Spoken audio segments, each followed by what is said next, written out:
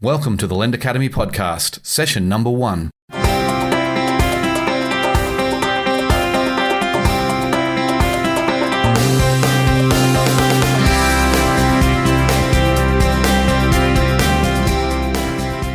Hi everyone, this is Peter Renton, the publisher of Lend Academy, and welcome to our shiny new podcast. Yes, this is the very first edition of what I expect will be many podcasts that I'll be recording for you here. And this is going to be initially a bi-weekly type production, maybe going to weekly at some point. But first question you may have is why do a podcast? Well, I've been thinking about this really for over a year now, where I get to talk to so many interesting people in this industry. And, I bring some of the articles onto the blog, and I think people find that useful. But what I think was missing is really the interactivity of an interview format where you can sit down and listen on your way to work or whatever to someone who is interesting, who is relevant, who is important in this industry. So that's what my goal is here, is I'm going to bring you interesting people here in an interview format on a regular basis. And so with our first podcast today, I'm actually going to interview Michael Phillips, who is the founder of nickelsteamroller.com. Welcome, Michael, and thank you very much for joining us here on the very first Lend Academy podcast. Appreciate it. Thanks for having me, Peter. Okay, so let's get started with just giving a little bit of background about yourself. I mean, people know about nickelsteamroller.com. I mean, I think anyone who's really interested in peer-to-peer lending has been on your site. But why don't you give a little background about yourself, what you do for a day job, and why you started nickelsteamroller.com. Sure. My degree is in biomedical engineering, and since I've graduated, I've spent time developing software for the medical industry, for aviation, for Navy, and currently I'm working with insurance. So I've seen quite a few industries since I've graduated. All that to say that I'm really passionate about technology. I'm very passionate about software development. And in April of 2011, I was looking through Mint.com's website, and I noticed a tab for investing. And what they have are basically recommendations for investing. And what they had was a link for something called Lending Club. Huh. And they advertised something like 9.9% returns at the time. And I thought this was really interesting. So I clicked the link, I signed up, I funded my account with $2,000, and I got the points back. Back then you could use a credit card, I think, just to initially open it. Right, but obviously, once you're past that point, then it's cash. And really, I just kind of sat there. People who invested on the platform know there's like a slider. And I would play with that slider, and I'd be like, I feel kind of comfortable with this. They tell me what the estimated loss was. And, that's how I initially invested. And then somehow I stumbled upon your previous site before you rebranded to Lend Academy. Yep. And you had sociallending.net was the old site. Sociallending.net. And you had a webinar on basically how to get started in peer-to-peer lending. And I was really excited about it. I remember I was at my girlfriend at the time's house. I had my laptop over. I brought headphones. I was ready to listen to this. And I just remember you get on and I listened to it. It's like you say, you may have noticed I've got an Australian accent, and that was one of the first things I remember about that webinar. But anyways, you went on to talk about LendStats. Right. And I was absolutely floored by this. All this time I was using the slider, I had no idea that, and I had only been using the slider technique on Lending Club for probably 2 months, but I had no idea that they're actually publishing all this data, and you could just download it for free, and you didn't even have to log in to get it. They just had it on their website under their stats. And before we got into the story that took us from Mint to the webinar to where we are now, I had mentioned that I was really passionate about software development, and I saw a fantastic opportunity to take data and kind of build what I describe as a Mac-like experience to interfacing with it. Right. There's always that fine line between having, every single option open, every single thing that you could possibly want to, and then just trying to wrap it up into something that maybe is a little bit easier to use and for people to understand. And initially, I think as the industry was much younger, there wasn't much education on it, and I think that the blog certainly played a part in educating people on the asset class. But additionally, with the data, it kind of took us to a point where I feel that websites like LensStats, Nickel Steamroller, and others kind of helped almost legitimize the asset class, because originally it was a lot more retail interest, and that was the kind of the buzz, and those were people that were filling up the forums and talking about it. And these websites took the data, they put it in terms that people could understand, and easily see how they could interact with the data by changing certain data elements, and see that these companies are actually have a business model that's capable of producing fixed income returns that are well beyond what banks are able to produce. So it was really just a fascinating transition from the webinar to the time I took to actually build up the first iteration of the software. Right. And it's interesting because, LensStats was the first site really to really give a front end to the data, because anyone's ever been able to download the Excel file. I mean, we've been able to do that from day one, but LensStats sort of provided a front end. But and it's still around today. It hasn't really been updated at all. But I think what you've done with Nickel Steamroller was great, because LensStats, while it was, it did work for the most part, it was not very user friendly. It obviously wasn't very graphically appealing. And it was obviously done by an engineer, and it's nothing. And Ken was the guy who started LensStats. He's done a great job. But I think what you did, it sounds like you decided it was about more than the data. It was also about how you present the data. Is that was that part of your thinking? Yeah, and I just got done watching the biography on Steve Jobs, and there was one quote in there that I really related to. He basically said, it's not enough just to do things better, you have to do things different. And I think that's going to be a recurring theme for the Nickel Steamroller brand in the year to come. We're really going to try to differentiate ourselves, not just do things better, but really take on unique ways of approaching issues that kind of exist in the peer-to-peer finance space, produce solutions for people who maybe are finding that the tools that are out there aren't quite as mature enough for what they're trying to accomplish. We really just want to set the bar high and differentiate our brand from what other people are doing currently. Okay, because let's talk about that for a bit, because I go on your site very regularly. I know a lot of other investors do as well. Hasn't been much happening for, I would say, months on nickelsteamroller.com. So why don't you tell us what you've been working on, what's coming? Sure. Back in June of this year, 2013, let me back up a little bit.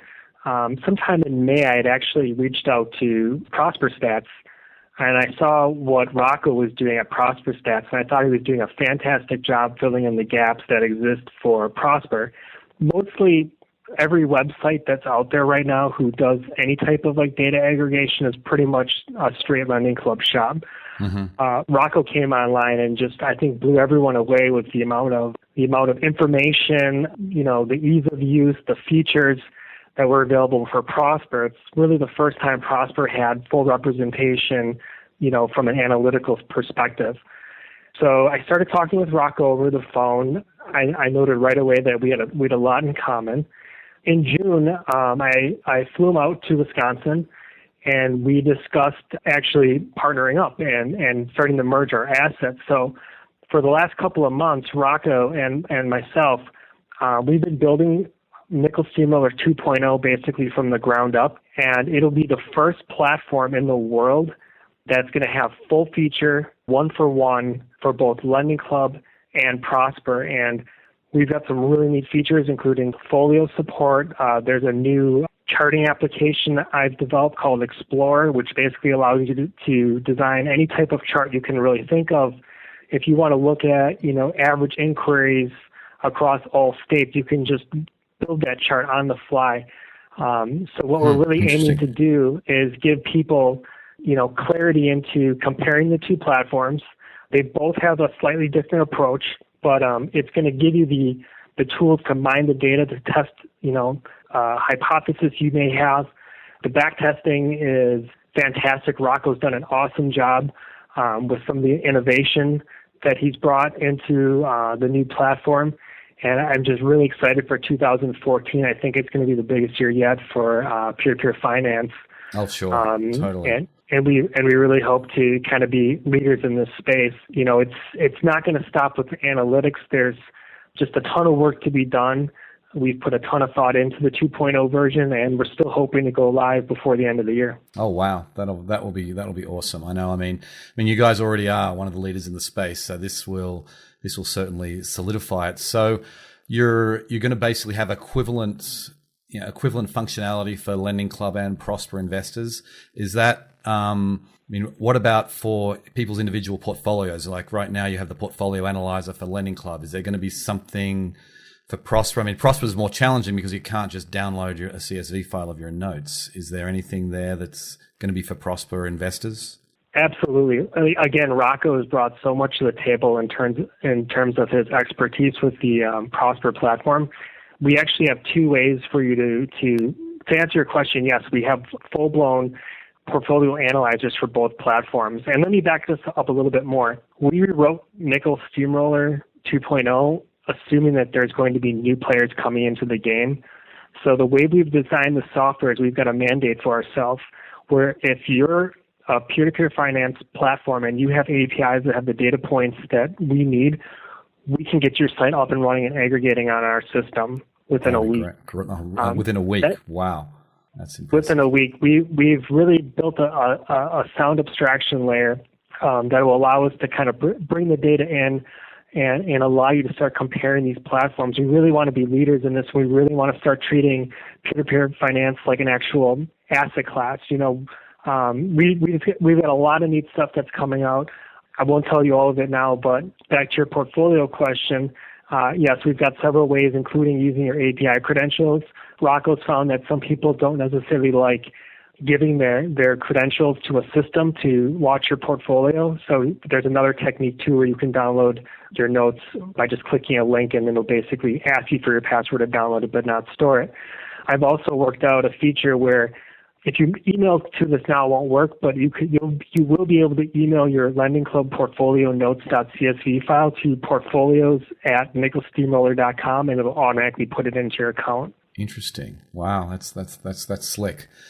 So then, what you said you're going to be launching, sort of, hopefully by the end of the year. I mean, what are you? Is this going to be free for everybody? Or are you going to be charging a fee? What's your plans there? Well, the base platform we always want to keep free, and we've kind of differentiated between the Nickel Steamroller analytics that are just open to everyone to help them understand how they can invest their money more effectively. Mm-hmm. And then, of course, there's the premium offerings, which it's a fascinating time in peer-to-peer finance. There's a lot of institutional money that's moving in, so of course there's a lot of interest in automation, reporting. You're merging, big equity firms for the first time into this. It's basically a new asset class, and there's not a lot of, experience out there. So obviously, Peter, you've seen this too. There's a lot of interest from people who will email you directly.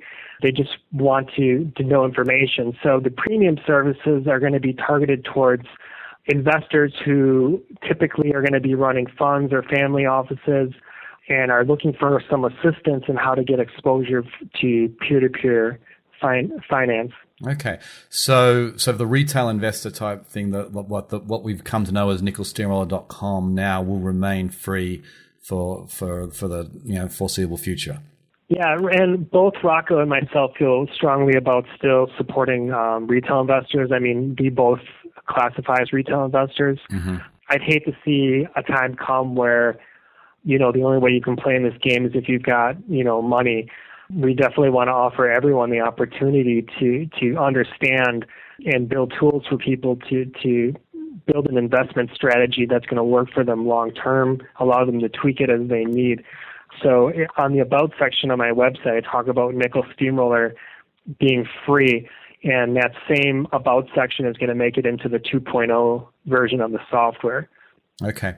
So then what, I mean, you've put, I know you've put hundreds of hours into nickelsteamroller.com and I know you've got nsrpremium.com right now. I mean, what are your plans as far as monetizing this particular, this particular endeavor?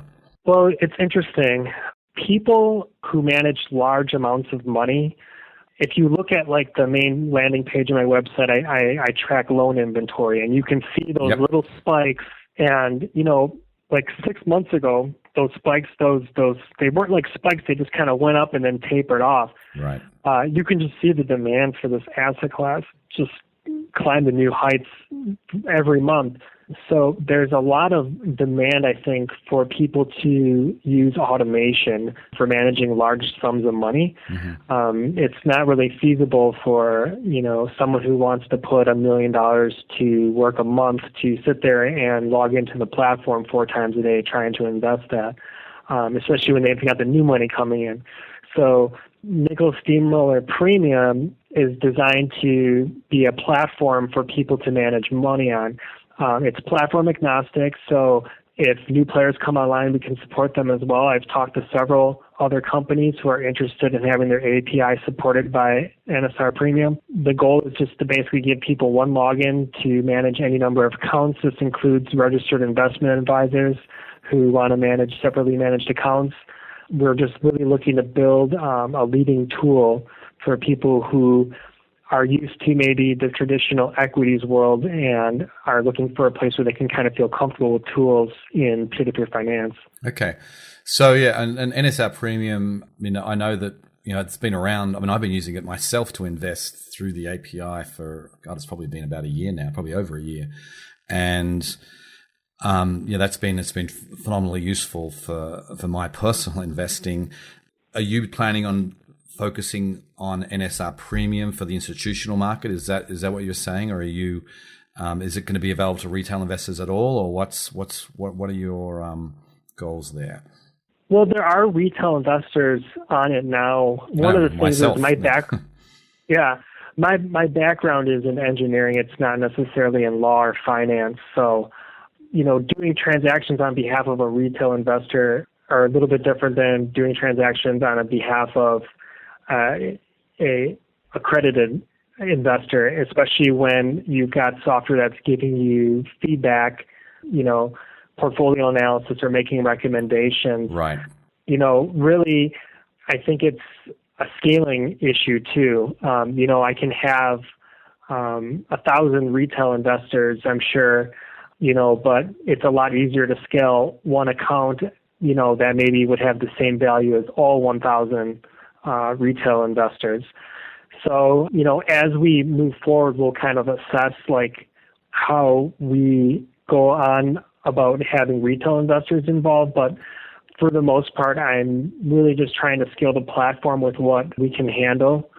So I know that if we just open it like a public sign up, we definitely wouldn't be able to handle it at this point. So it's really a scaling issue now, but I wouldn't write off at some point in the future, having some type of retail outlet. Sure. Okay. So then you're with the 2.0, I think we chatted about this some time ago. Are you planning on merging these two sites? Because you've got nickelsteamroller.com and you've got nsrpremium.com. They're obviously two completely separate domains. What are your plans there? Are you going to maintain them separately, or what are you going to do with them? That's a really good question, and actually I just had a discussion this week with Rocco about that. I think the goal is to actually merge the platforms into one. I originally wrote them as two separate platforms for basically legal and liability reasons. Mm-hmm. But I think we've got enough of a framework set up now where, it makes a lot of sense to start merging assets.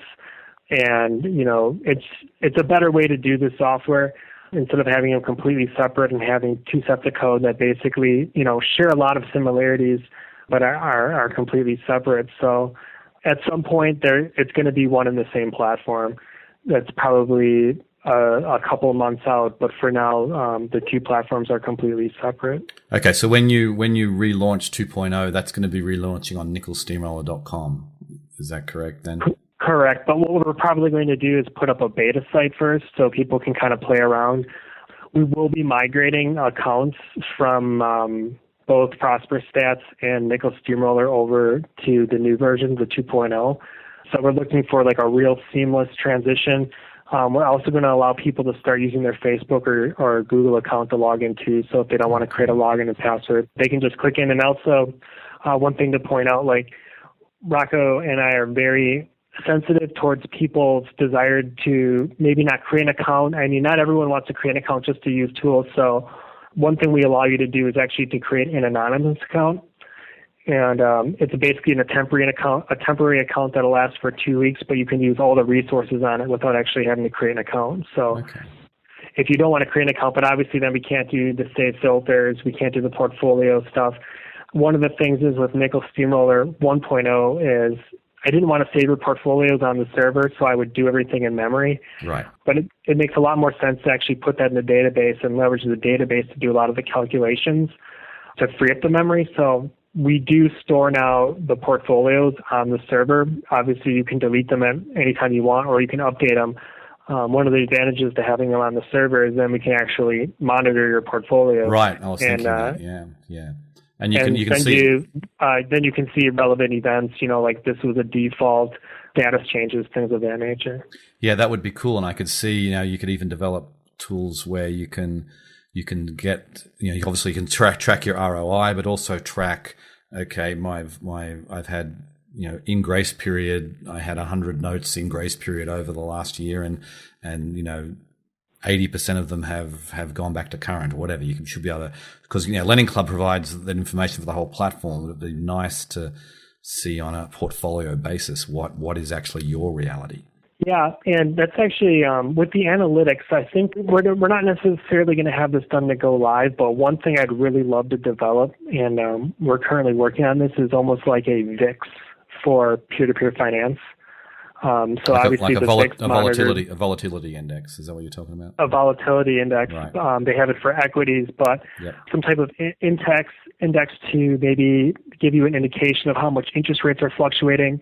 Right now on the landing page at 2.0, we give you the current daily interest rates, and you can watch them kind of bob up and down as loans are issued. But I really think that that's the kind of things that need to start happening, not necessarily to legitimize the asset class. It's already there, but to give it the respect it deserves. So there's just a whole world of opportunity. I sincerely feel that 2014 is going to be by far the biggest year yet. So for sure. I'm really excited. Me too. We're going to probably have a Lending Club IPO, which probably won't be as big as the Twitter IPO as far as press coverage goes, but it's not going to be small, I imagine, and I think that's going to bring more and more people into the space. And then with the Twitter IPO, you're going to have potentially 23 or 24 more states. 20 more states come onto the platform, which will be really you could see a huge amount of investor demand, more Nickel Steamroller clients, I imagine. Yeah, there's always going to be, I think, a place for third-party systems. Obviously, we see it in other industries too. So, this is an industry that's growing. I don't see it cooling off anytime soon, given some of the Fed's decisions to continue to keep interest rates low. It's not even necessarily like people are chasing yield with this asset class. Really, all we're doing is replacing the bank and taking the difference, Right. It's nothing new. It's just we're removing a layer. So in a way, it's a more pure form of investing, as opposed to just parking money in a CD or money market account. So one last question I've got: are you in contact with the folks at Lending Club and Prosper? Do they know some of the things you've got planned, and that there is a Nickel Steamroller 2.0 coming? They do, and actually, I've demoed 2.0 to one of Prosper's lead engineers. I think it's really important to kind of keep that open communication going, because I am basically aggregating their data. So it helps to have people that you can talk to and get some feedback. Lending Club's exports are changing quite a bit. The API that they have, it's got something called a WSDL. It's like a contract that developers can use, and I'm guaranteed to have certain data there. The CSV downloads that most people use, they may have noticed they change them from time to time. They do. They just changed them. They just changed them a couple of weeks ago. Yeah, it causes a little bit of headache. So, reaching out and just kind of finding out, what are your plans for this? Are you going to rename the columns? What type of things are you going to be doing with the data? It just helps to keep that type of communication open, just so that no one's really surprised when things happen. Right. Okay, well, I really appreciate your time here, Michael. I found that personally fascinating. I hope everybody else did as well. So thanks a lot for your time. I can't wait for Nickel Steamroller 2.0. You'll obviously hear about it on Lend Academy when it comes out. I imagine you're still keeping the blog, right? You're still keeping the Nickel Steamroller blog? Yeah, and actually I did a blog post because when they Lending Club added that new way of calculating your ROI, yep. I think that's a great feature, and I was actually shocked they did that. I was completely surprised by that, but I think it's one of the fairest ways to gauge your performance, and I'm really happy they did that. Right. They're basically doing what Nickel Steamroller does by discounting your late loans. Right. So, right. It's great. It's overdue, as we know. I mean, I feel like it's been. I've been talking about this for ages, how they need to do something that gives a more realistic expectation of return going forward. So I'm glad they've done that. And I think, I saw that blog post about it. I mean, I hope you continue to keep blogging, because we need more voices out there, and I think you've always got some interesting stuff to say. So anyway, thank you, Peter. Thank you, Michael. I appreciate your time. All right. Thanks, Karen. Okay. Bye.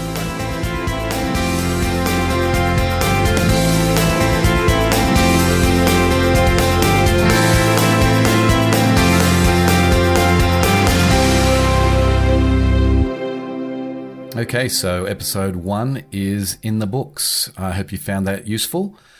Now, before I sign off, I just have one request. So obviously this is a brand new podcast. That was our first episode. We, as of this recording, obviously have no reviews whatsoever on iTunes. And if you like this, or even if you didn't like this, go to iTunes, please, and give us a review. Let us know what you think. And thanks for listening. We'll talk to you next time.